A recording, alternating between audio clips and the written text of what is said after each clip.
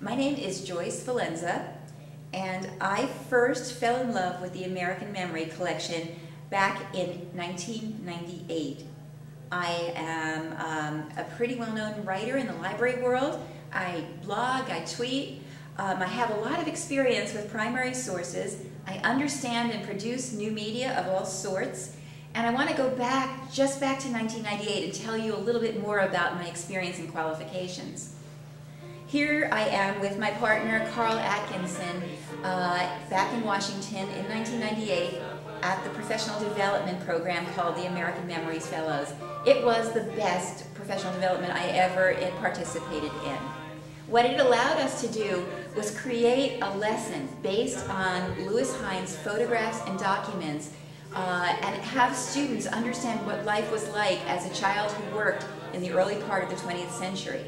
Pretty much every day students use our primary source Pathfinder. On the top of this Pathfinder you'll see a Google custom search engine which we've created to just find the major portals, including the American Memory Collection, to find only primary sources in their search.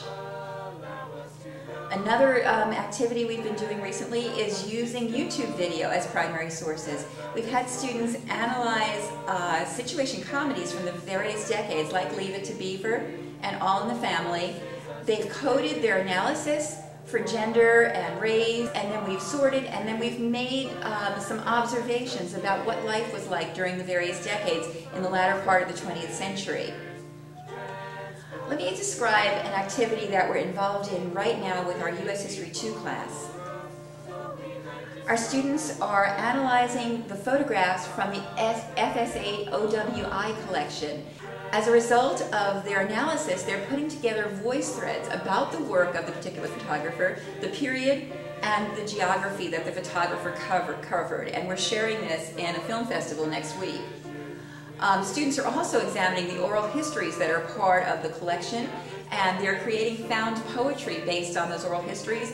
Those found poems have become part of a web-based anthology, which will also be debuting next week. Here's what I will do if I'm chosen as a primary source mentor. I'm going to work, of course, across my own school, the content areas and the grade levels. I'm going to be integrating and embedding primary sources everywhere. I will make primary sources and the American Memory and the Library of Congress collection a regular feature in my school library journal blog. I will talk about it. My blog is read heavily by library and information science students. I will tweet about the new lessons and collections that the Library of Congress puts together, and I will help build new instruction.